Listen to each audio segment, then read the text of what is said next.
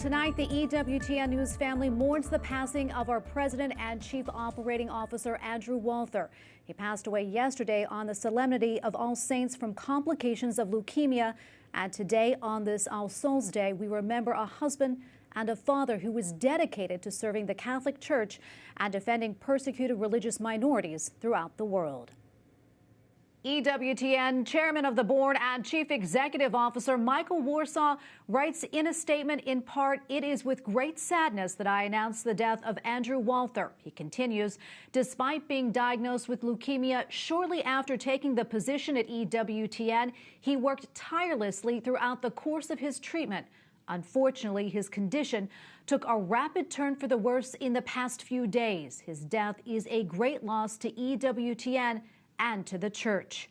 Andrew Walther joined EWTN News in June of this year. He began his Catholic media career as a journalist writing for the National Catholic Register 2 decades ago, and most recently worked in senior roles at the Knights of Columbus. While at the Knights, he organized and led the Knights' work on behalf of persecuted Christians in the Middle East.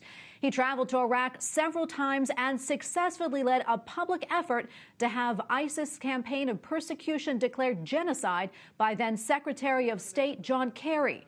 His advocacy for persecuted Christians and other religious minorities in the Middle East helped to shape policy in both the Obama and Trump administrations and also helped play a role in forging a bipartisan legislative consensus on behalf of persecuted Christians and other victims of ISIS in the Middle East.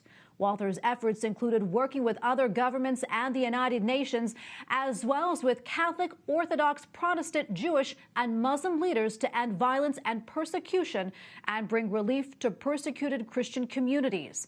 In a May statement, Archbishop Jose Gomez of Los Angeles, president of the United States Conference of Catholic Bishops and a longtime member of EWTN's Board of Governors, called Walther, quote, one of the Church's finest strategic thinkers and a highly respected advocate for international religious liberty.